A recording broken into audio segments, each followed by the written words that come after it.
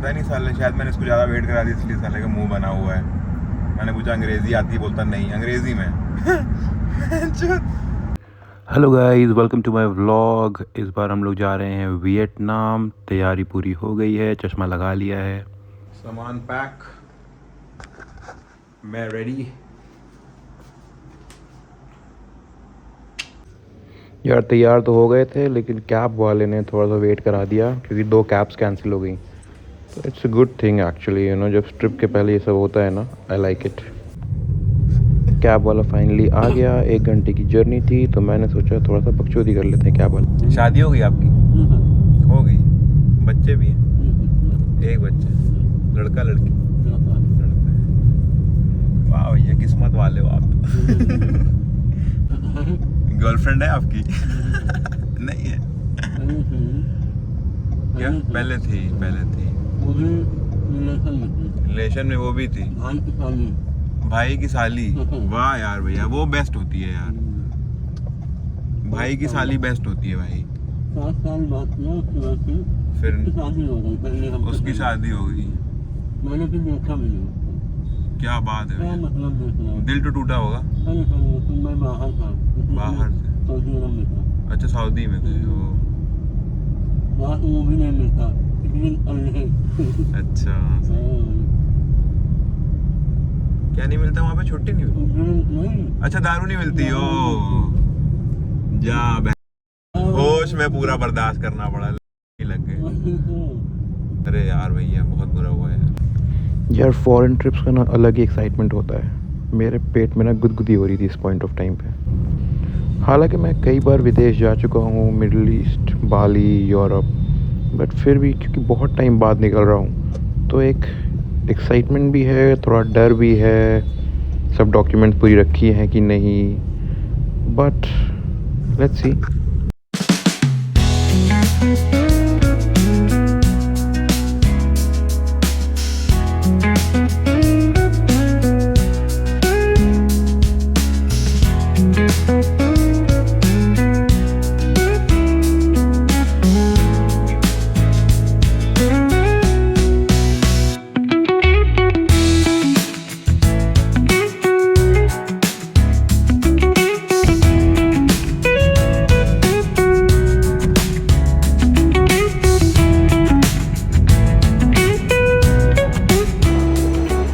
आ गया हूँ guys airport. 11:30 बजे की फ़्लाइट है। अभी बज रहे हैं 7:15। बताता हूँ क्या प्रोसेस है। भाई अपने आधार की फ़ोटो इतनी ज़्यादा है कि सिक्योरिटी वाले पड़ गई। हंस रहा है मुझे देख के, बोल रहा है ये आप हो? एकदम आतंकवादी लग रहे हो, शरीफ लग रहे हो। अभी तो दाढ़ी कटवा के रहा करो, बाल कटवा के रहा करो। इसको देखो ज्ञान लगता है भाई यहाँ पे। भाई हो गई checking, sorry security check in हो गई और इमिग्रेशन हो गया। इससे ज़्यादा हल्का और आसान इमिग्रेशन मैंने आज तक नहीं किया। मुझे लगता है मुश्किल 10-15 मिनट लगा होगा और इमिग्रेशन हो गया। अब आ गया हूँ ड्यूटी फ्री में, कुछ ख़रीदता हूँ सामान और उसके बाद बताता हूँ कि आगे क्या करना है। ठीक है।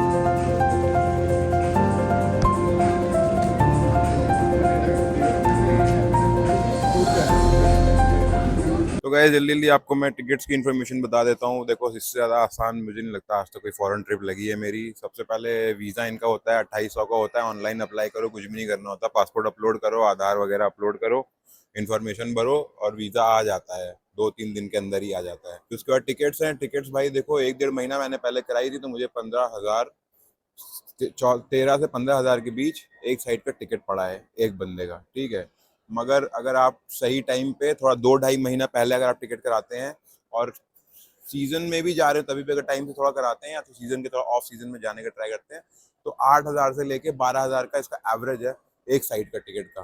तो ये वियतनाम का टिकट है। इकलौती वही चीज़ जो है जिसको आप कह सकते हो थोड़ी सी महंगी क्योंकि इंडिया के बाहर जानी पड़ रही है, बट वो सब कॉम्पेंसेट हो जाता है जब वो वहाँ पे जाते हो सस्ती चीज़ों के साथ इंजॉय करते हो। एक तो ये हो गया वीज़ा, हो गया आपका टिकट्स। फिर इमिग्रेशन के लिए कुछ नहीं करना था भाई, इतनी कम लाइन थी, बिल्कुल भी लाइन लगी नहीं। इमिग्रेशन पे गया तो बस पूछा कि क्यों जा रहे हो, मैंने कहा भाई बर्थडे सेलिब्रेट करने जा रहा हूँ बंदी का। उसने कहा ठीक है एंजॉय, ठप्पा मारा, आ गया। मुझे लगा 3 घंटे पहले बुलाते हैं एयरपोर्ट तो मुझे लगा टाइम लगेगा, बट टाइम ऐसा कुछ लगा नहीं। अभी बज रहे हैं 8:30 पौने 9 और फ्लाइट है 11 साढ़े 11 बजे की, तो काफ़ी टाइम है। आई होप मज़ा आए। बाकी ऋतिक भाई, कटरीना भाई राडो का ऐड करके जला रहे हैं। बाकी मैं T3 पे हूँ, थोड़ा शॉपिंग वॉपिंग करता हूँ, देखता हूँ, अभी तो काफ़ी टाइम है। यही थी इन्फॉर्मेशन भाई, यही डॉक्यूमेंट्स की इन्फॉर्मेशन, और ज़्यादा कुछ चाहिए ही नहीं। जैसे लग रहा है जैसे गोवा जा रहे हो, कुछ भी नहीं चाहिए, बहुत ईजी है। बाकी आगे का क्या क्या, आज आज 11:30 पे फ्लाइट पकड़ूंगा, सुबह 5 बजे वियतनाम टाइम के हिसाब से लैंड करूंगा। होटल मैंने ना एक दिन पहले का ही बुक करा लिया था, क्योंकि मुझे अर्ली चेक इन वेकिन चूतियापन नहीं चाहिए। होटल्स का ऑन एन एवरेज मुझे कॉस्ट पड़ा है around 2,500 to 3,000 per day on an average. और इसमें रिजॉर्ट्स भी हैं, इसमें प्राइवेट बीच वाले रिजॉर्ट्स भी हैं, एकदम सिटी सेंटर में होटल्स भी हैं, 4 स्टार होटल्स भी हैं, काफ़ी कुछ है। ठीक है,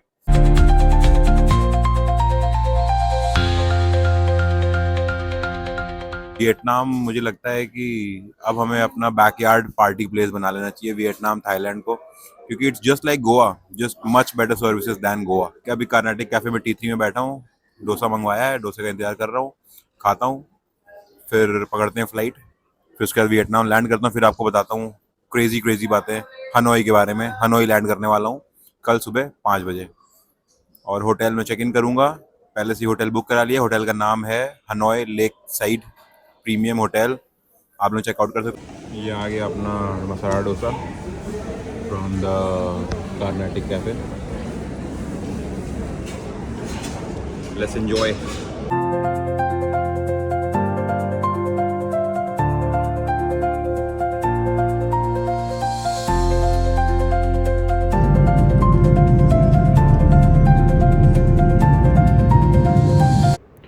और हाँ, एक बहुत ही इजी फ़्लाइट पकड़ने का हैक, कभी भी अपनी सीट परचेज़ मत करना, जल्दी चेक इन पहुँच जाओ और बेग करो कि मुझे अच्छी सीट मिल जाए। ये देखिए, हमें एक्स्ट्रा लेग रूम के साथ वियतनाम तक की पूरी 4 घंटे की ट्रिप हमें मिल गई। एक्स्ट्रा लेग स्पेस भी, एक भी रुपया खर्च नहीं करना पड़ा। ऐसे नॉर्मल सीट्स भी 1200-1500 मिनिमम थी।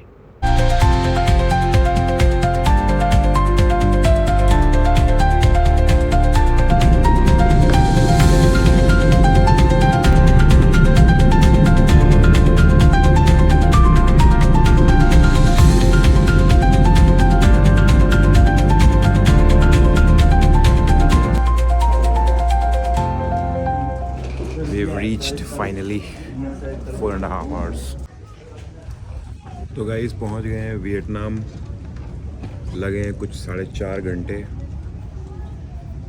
और मौसम फ़िलहाल तो ठंडा ही है। सामने एक दूर पे पहाड़ भी दिख रहा है, हनोई शहर है ये। ऑलरेडी मैंने क्लूक से अपना पिकअप अरेंज करवा लिया है, सस्ता पड़ रहा था, फॉर्च्यूनर आएगी। और थका हुआ हूँ यार, ओवरनाइट जर्नी ना बहुत ज़्यादा ही सरदर्द हो जाता है, क्योंकि पकड़ने के पहले फ़्लाइट नहीं सो सकते, फ़्लाइट में बैठने के बाद डिले भी हो गई 1 घंटा, फिर नहीं सो पाए, फिर फ़्लाइट में बैठने के बाद ना बहुत कंफर्टेबल नींद कभी नहीं आने वाली। हालांकि मैंने नेक पिलो और लेग रेस्ट वगैरह सब रखा हुआ था, बट फिर भी खैर काफ़ी सो लिया है। अब आज 2 ही दिन है हनोई में, आज और कल रात को निकल जाना है, तो फिर रेस्ट का टाइम नहीं है। सो लेट्स होप मज़ा आए। तो गाइस, हम सिर्फ 2 दिन रुकने वाले हैं हनोई में, 2 days and 1 night, तो टाइम काफ़ी कम है, तो जल्दी जल्दी करते हैं हनोई दर्शन।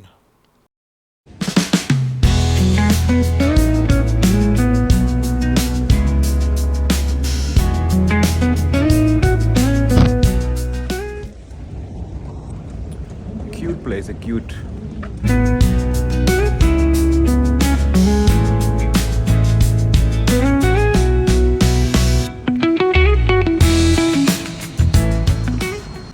अभी अर्ली मॉर्निंग है, इसलिए थोड़ा मौसम ठीक लग रहा है। मुझे लगता है गर्मी बढ़ने वाली है। अभी तो बहुत ही कूल मौसम है, कैसे बताऊँ तो। वो देखो भाई, लेक्सस, गरीब जगह है मगर गाड़ियाँ महंगी। Hi guys, we have reached Vietnam finally, took 4 hours. Immigration पे टाइम लगाया थोड़ा इन चूतियों ने, बट हो गया। और ड्राइवर भी चूतिया आया, हालांकि मैंने क्लूक से बुक किया है और एक्स्ट्रा पैसे दिए हैं, meet and greet you know, but पता नहीं साले, शायद मैंने इसको ज़्यादा वेट करा दी, इसलिए साले का मुंह बना हुआ है। मैंने पूछा अंग्रेज़ी आती, बोलता नहीं अंग्रेज़ी में। तो खैर आ गया हूँ वियतनाम। मुझे हनोई है यहाँ का कैपिटल है, और एकदम ही मुझे टीयर 2 सिटी से ज़्यादा बेटर नहीं लग रहा है। मतलब मुझे लगता है नोएडा की सड़कें इससे ज़्यादा बढ़िया होंगी, बट मौसम का कोई मुकाबला नहीं है, बिकॉज हवा इंस्टेंटली लाइट फील होगी आपको, पेड़ भी काफ़ी हैं। और ख़ास करके अच्छी बात यह है कि एकदम इंडिया जैसा है, कोई ट्रैफिक रूल्स नहीं है, कोई सीट बेल्ट नहीं है, अपने बस अंदाज़ा से बता दिया राइट लेन ड्राइविंग है और लोग उतना संभाल के चल रहे हैं। अभी 80-90 की स्पीड में मैंने रोड क्रॉस करते हुए देखा है लोगों को, मतलब 80-90 की स्पीड वाली गाड़ियाँ चल रही है, उस पर रोड बंदा क्रॉस कर रहा था। तो अच्छा है। अभी first impression is average, but let's see. Okay, hotel जा रहा हूँ, 1 घंटा दूर है करीब। बहुत क्रेजी डील मिली है मुझे। और हाँ गाइस, इंटरनेशनल बुकिंग हमेशा booking.com से कराएं, क्योंकि उसमें फ्री कैंसिलेशन के भी ऑप्शन होते हैं और प्री पेमेंट की भी ज़रूरत नहीं होती है। और जहाँ पे क्रेडिट कार्ड बोलता है वहाँ पे अपना डेबिट कार्ड डाल सकते हैं with international transaction on. Hi guys, अभी भी याद आया विदेश में घूमने के सबसे बढ़िया फ़ायदे। इन लोगों के पीछे बैठ के हिंदी में कुछ भी बातें करते रहो, इन चूतियों को समझ भी नहीं आता। ये मेरा फेवरेट पार्ट है विदेश में घूमने का। ये मैंने पहली बार एक्सपीरियंस किया था जब मैं बाली गया था। हालांकि वहाँ पे फिर भी इंडियंस बहुत हैं, but as a private cab में तो इस चूतियों को कुछ समझ में नहीं आने वाला। तो ये मेरा बेस्ट पार्ट है यार, मैं आप लोगों के साथ एंजॉय करना चाहता हूँ। मैं इन लोगों से मज़े लूँगा और you know I will post it just for my own peace. आप लोगों के लिए नहीं है ये मेरे अंदर की जो कुंठा है वो मैं निकालूंगा। ये देखिए, आप नोटिस करेंगे स्कूटी के लिए अलग से लेन बनाई है यहाँ पे, और तभी भी कुछ लोग चल रहे हैं बाहर, मगर खैर वो बात नहीं है। मेन बात है ना, स्कूटी की साइड में लेन होता है ना तो ट्रैफिक बहुत कम हो जाता है। ये इंडिया में मैंने नहीं देखा है, तो मुझे खुशी है थोड़ी कि स्कूटी वालों को साइड कर दिया गया थोड़ा। ये साले बीच में आके बहुत कट मारते हैं। भाई कॉफ़ी हाउस तो एक से एक दिख गए, रूट एकदम चेंज हो गया। हाईवे से उतर के एकदम हम लोग देखो कैसे से एरिया में आ गए हैं। टनल शनल शुरू हो गए यार।